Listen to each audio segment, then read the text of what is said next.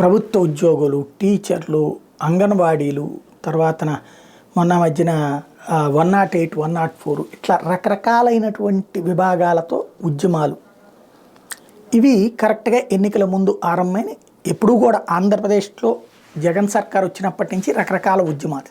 వాస్తవంగా గతంలో ప్రభుత్వ ఉద్యోగులు ఏదన్నా సమ్మె చేస్తుంటే ప్రజల్లో ఒక సానుభూతి ఉండేది. అయ్యో ఎందుకు వాళ్ళని ఏడిపించడం, ఇస్తే పోలేదా అనేటువంటిది. అమరావతి ఉద్యమం మీద ఫస్ట్లో సానుభూతి ఉండేది.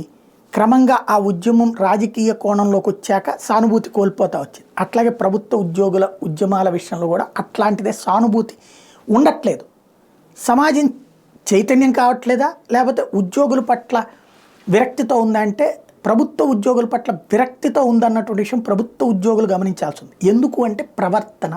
ఓ ప్రభుత్వ కార్యాలయానికి వెళ్తాం, గౌరవంగా మనతో ట్రీట్ చేసే వాళ్ళు ఎంతమంది ఉంటారు, అసలు వెంటనే సమస్య పరిష్కరించాలనే వాళ్ళు ఎంతమంది ఉంటారు, సమస్యలు లేకుండా చూడాలని ఎంతమంది ఉంటారు.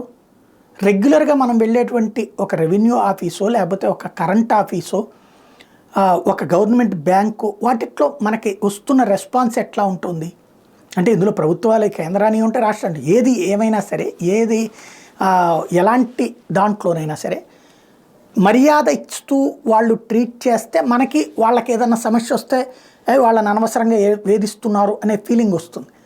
ఇవాళ పత్రికలన్నీ గొల్లుమని ఓ పక్కన జగన్ మీద కోపంతోనన్నా గత 3 నెలల నుంచి ఏంటి అసలు ఈ 4.5 ఏళ్ళ నుంచి ప్రభుత్వ ఉద్యోగుల్ని హీరోలుగా చూపెడుతూ అదే సందర్భంలో ప్రభుత్వాన్ని రాక్షసంగా చూపెడుతూ ఎంత ప్రొజెక్ట్ చేసినా ప్రజల్లో ఎందుకు స్పందన రాలేదు అంగన్వాడీల విషయంలో కూడా ఇది ఒక్కసారి ఆత్మవిమర్శ చేసుకోవాల్సిన సందర్భం.